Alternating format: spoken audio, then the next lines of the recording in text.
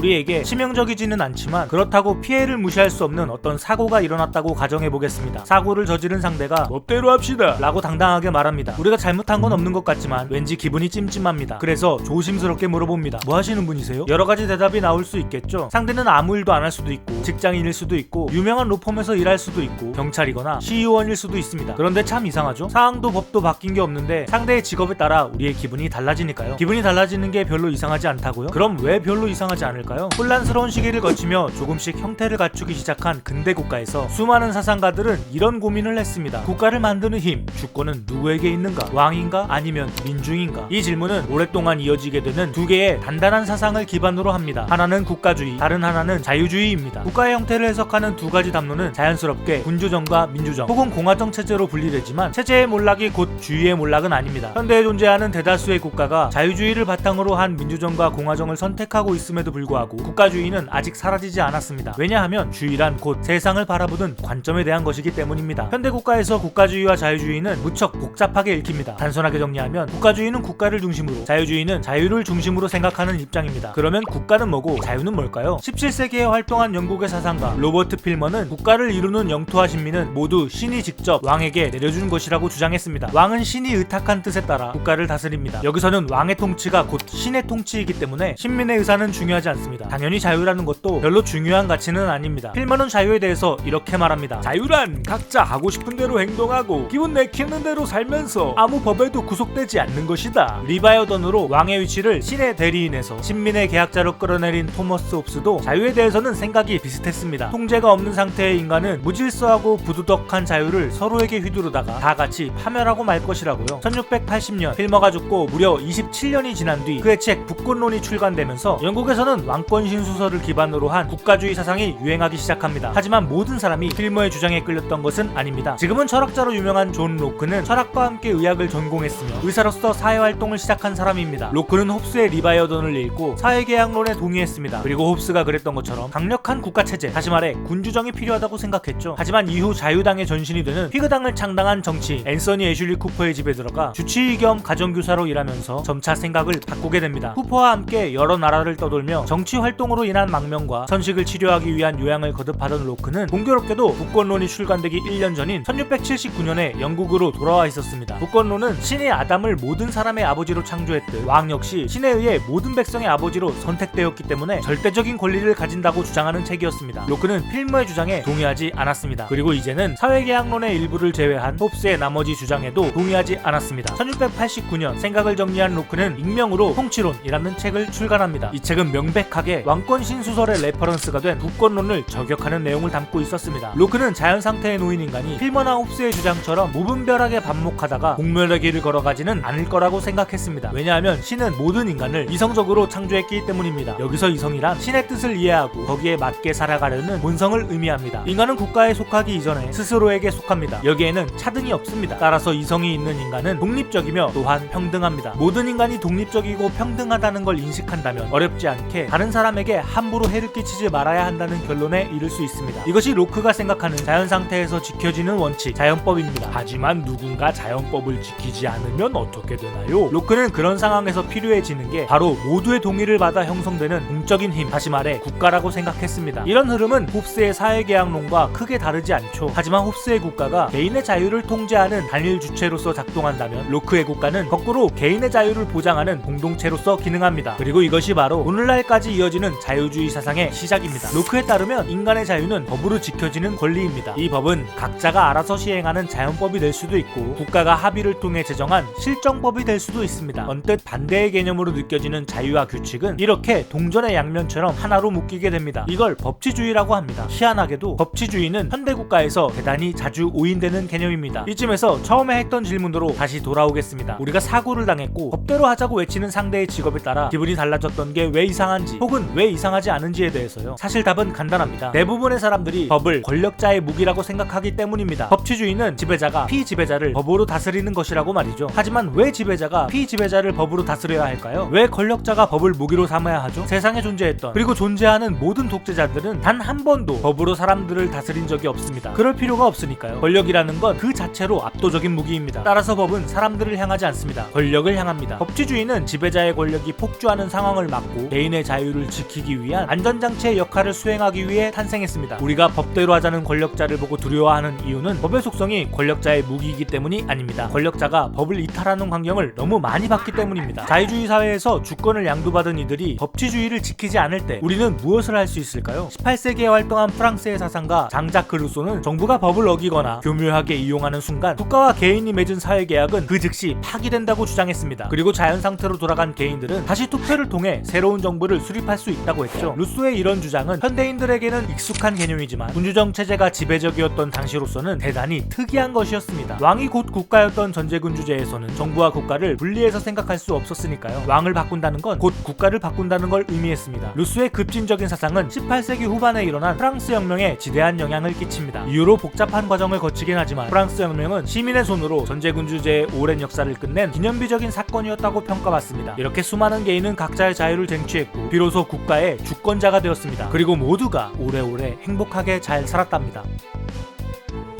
동화 속의 이야기라면 이렇게 끝났을 테지만 과연 어땠을까요? 어렵게 이룩한 자유주의와 법치주의 아래에서 사람들이 오래오래 행복하게 잘 살았을까요? 국가에 대한 이야기는 조금 더 이어집니다. 다음 영상에서는 어쩌면 무시무시한 이야기를 하게 될지도 모릅니다. 들어주셔서 감사합니다. 지금까지 301초 다박질주였습니다.